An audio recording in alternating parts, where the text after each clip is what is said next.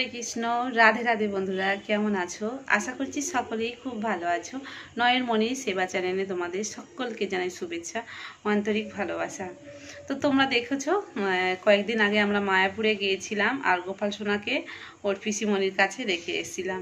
গোপাল সোনাকে বলতে আমার 3 গোপাল সোনাই তো আছে, তো 3জনকে আমি রেখে এসেছিলাম ওর পিসিমণির কাছে। তোমরা তো দেখেছো আমার গোপাল সোনার জন্য আমি অনেক খাবার করে রেখে দিয়ে গেছিলাম, গোপাল সোনার যাতে কোনো অসুবিধা না হয়। যদিও বা পিসিমণি কাছে গিয়েছে, পিসিমণি কখনো অযত্ন করবে না, আরও বেশি আমার থেকে বেশি খেয়াল রাখবে, বেশি যত্ন করবে, সেটা আমি জানতাম। তো দেখেছো যে আমি অনেক গোপাল সোনার জন্য মিষ্টি খাবার করে রেখে গিয়েছিলাম।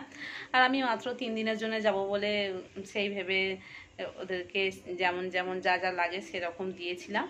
তবে যেদিনে খাবার দিয়েছিলাম সেদিন আমি বলে গেছিলাম যে রথের দিনে যাতে আমার গোপাল সোনাদেরকে একটু খাবার টাবার বেশি করে দেয়, একটু ভোগ দেয় যাতে।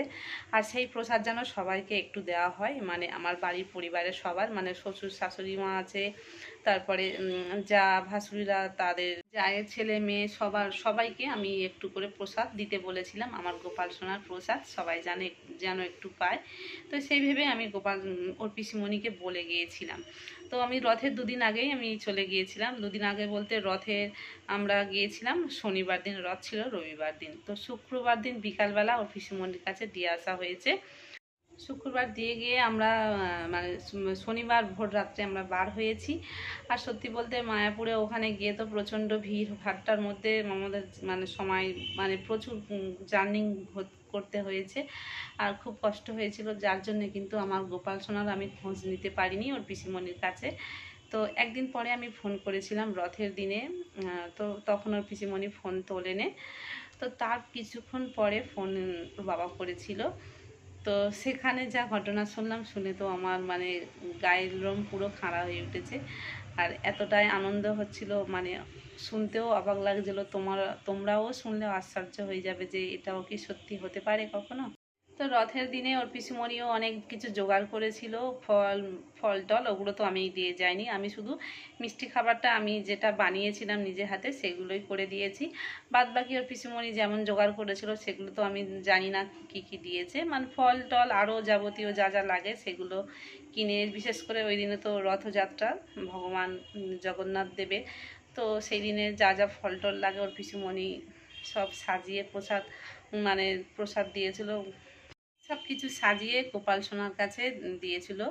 দিয়ে তার মধ্যে আমি যে লাড্ডুগুলো দিয়েছিলাম সেই লাড্ডু 10টা দিয়েছিল। তো সবাইকে যাতে দিতে হবে, সবাইকে প্রসাদ করে দেবে পিসিমণি, সেই হিসাবে দিয়েছে 10টা লাড্ডু। কারণ আমার শ্বশুরমশাই, শাশুড়ি মা, তারপরে যা ভাসুররা, তাদের ছেলেমেয়েরা যা যা আছে সবাইকে দিতে হবে। তো সেই ভেবে 10টা লাড্ডু দিয়েছিল গোপাল সোনার কাছে। আরও ফল টল দিয়ে সাজিয়ে গুছিয়ে গোপাল সোনাকে থালাটা দিয়েছিল, প্রসাদের থালাটা সেখানে দিয়েছিল ভোগ দেওয়ার জন্যে। দিয়ে তো গোপাল সোনাকে ওর পিসিমণিদের আমি ঠাকুর ঘরটা দেখেছি যে দরজা দিয়ে দেয় ওরা।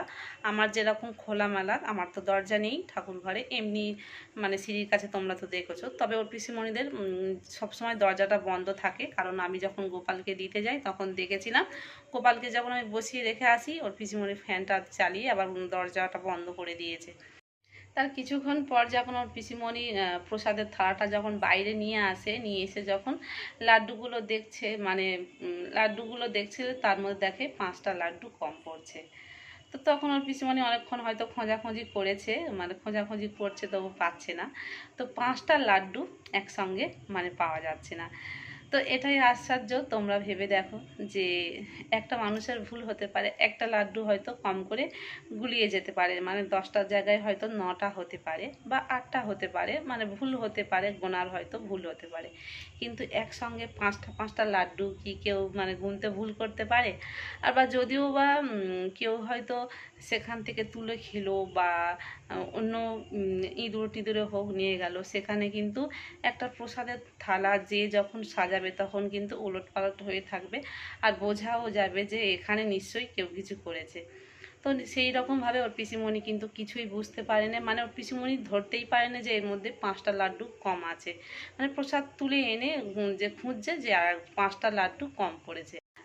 তো ওর পিসিমণি ফোন করে আমাদেরকে বলল, আর আমার তো শুনে ভীষণ আনন্দ হচ্ছে। আমিও অনেকক্ষণ ধরে ভাবছিলাম যে ওদের বাড়ি বিড়াল রয়েছে বা ইঁদুর রয়েছে, কিন্তু বিড়ালে নিলে হয়তো একটা নেবে বা ওদের বাড়িতে তো সেটার একটা বোঝা যাবে। তো প্রসাদ দিয়ে আর কতক্ষণ মানে আমি ধরো প্রসাদের ডালাটা দিয়েছি, তো বেশিক্ষণ তো অপেক্ষা করব না, জোর হয়তো 10 মিনিট আমি অপেক্ষা করব।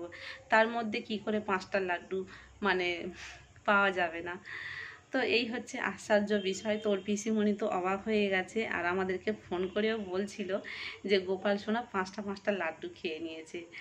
তো এই ছিল। আর আমার দীর্ঘ বিশ্বাস যে এটা আমার গোপাল সোনাই লীলাটা করেছে।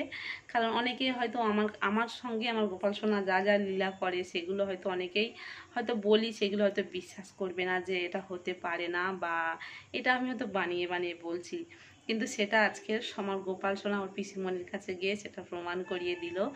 আর ওর মায়ের হাতের লাড্ডুটা কতটা ভালো হয়েছে সেটাও প্রমাণে বলে দিল যে যে আমার খুব পছন্দ হয়েছে। তো আমার ভীষণ ভালো লেগেছে, আর আমি সত্যি বলতে খুব খুশি হয়েছি যে আমার গোপাল সোনা এমন লীলা করলো। আর আমি চাই যে আমার গোপাল সোনা এই রকম লীলা করলো, মানে যেন সারা জীবন আমার কাছে এই রকম হৃদয় জুড়ে থাকে। লাড্ডু গোপাল তো লাড্ডু চোর, ও যেখানে থাকবে সেখানে তো লীলা অবশ্যই করবে সব ভক্তদের কাছে।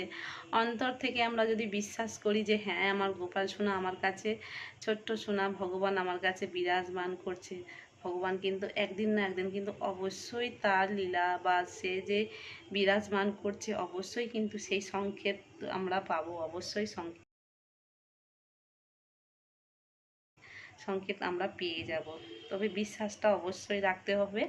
আর কারোর কথা শুনে বা উল্টোপাল্টা গোপালদের এইসব কথা শুনে কেউ বাজে কেউ কমেন্ট করবে না। ভগবান কিন্তু সর্বদাই সব জায়গায় বিরাজমান করছে।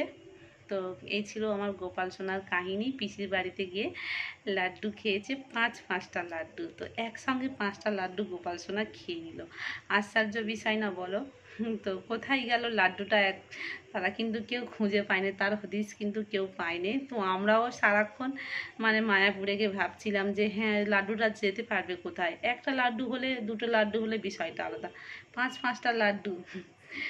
তো যাই হোক, যার প্রসাদ দিয়েছি সেই তো খাবে, যার জন্য করেছি সেই খাবে। তো বলো, তো কেমন লাগলো তোমরা কিন্তু অবশ্যই কমেন্ট করে জানিও। চ্যানেলটিকে অবশ্যই করে সাবস্ক্রাইব করো, আর লাইক একটা করতে কেউ কিন্তু ভুলো না।